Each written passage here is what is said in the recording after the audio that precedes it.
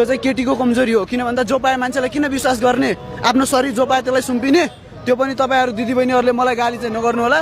किनभने तपाईँले सोच्नु कि तपाईँ आफू को मान्छेलाई आफ्नो जीवन शरीर सुम्पिनु हुँदैछ, त्यो तपाईँले विशेष ध्यानका साथ ध्यान गरेर चाहिँ तपाईँले शरीर सुम्पिनुपर्छ। नत्र तपाईँले क्षणिक समयलाई कोही मान्छेले तपाईँलाई एट्र्याक्सन गर्ला, तपाईँलाई केयर गरे जस्तो गर्ला, त्यो त तपाईँको स्वार्थ लिन खोजिरहेछ नि त। तपाईँलाई केही चिज देखेर एट्र्याक्ट भएको त्यो कुरा तपाईँले बुझ्नुपर्छ। तर त्यो समयमा तपाईँले ओ यो मान्छे त मलाई ट्रु लभ हान्छ, त्यो मान्छे त वाह मेरो लागि मरिहत्या गर्ने रहेछ, यस्तो केटा म दुनियाँमा पाउँदैन भनेर तपाईँहरू मरिहत्या नगर्नुहोस्। त्यो मान्छेको अन्तरिम योजना के छ, भित्र उसले के सोचिरहेछ, त्यो विषयलाई चाहिँ सचेत गरेर सम्पूर्ण नेपाली आमा दिदी बहिनीहरू तपाईँलाई यो विषयलाई चाहिँ विशेष सोचेर मात्र तपाईँहरू कोही पनि व्यक्तिसँग यौन सम्पर्क राख्नुहोस् भन्छु म। भनेको कसैसँग पनि प्रेम सम्बन्धमा बस्दा वा शारीरिक सम्बन्ध राख्दा बुझेर परिपक्व छ कि छैन, उसको ब्याकग्राउन्ड के हो, कुन क्याटेगोरीमा पर्छ भन्ने कुरा मध्यनजर गरेर मात्रै प्रेम सम्बन्धमा जान अर्थात् विवाह गर्न यहाँले आग्रह गर्नुहुन्छ।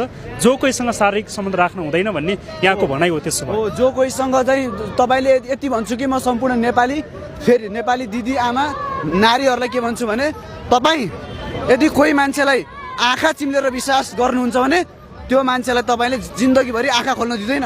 आँखा चिम्लेर विश्वास नगर्नुहोस्। र अर्को कुरा के भन्दाखेरि अहिले दलित आयोग छ, महिला आयोग छ, के मानव अधिकार आयोग छ, खै त के गरेर बसिरहेको छ। विशेष गरी अब रासपाको सरकार बन्दैछ, तपाईँहरूलाई यस्तो अवसर छ कि तपाईँ कसरी परिचित हुने। यति अगाडि तपाईँको केही पनि परिचय थिएन, तपाईँहरू कोही कताबाट आउनुभयो हामीलाई त्यसको मतलब छैन। अहिले यति पनि भनिदिन्छु रासपाका कतिपय उम्मेदवारलाई, तपाईँहरू जिम्मेवार नागरिक होइन। त्यो कुरा म अधिकांशलाई भन्छु, सबै होइन, अधिकांश तपाईँहरू जिम्मेवार नागरिक होइन, तर जिम्मेवार नेता बन्न सक्छौ कि सक्दैनौ यो 5 वर्षको कार्यकालले डिटरमाइन गर्छ। अब आउने सरकार तिमीहरूकै हुन्छ कि पुरानालाई चान्स दिन्छौ। यो 5 वर्षको कार्यकालमा जनतालाई जसरी तिमीहरूले आश्वासन देखाएका छन्, पार्टीका सभापति रवि लामिछानेको कुरा गर्नुपर्दा जब रवि लामिछाने 2 चोटि गृहमन्त्री बने, उहाँले के भन्नुभएको थियो, पहिलो प्राथमिकता निर्मला पन्तको लागि। खै त अब आयो समय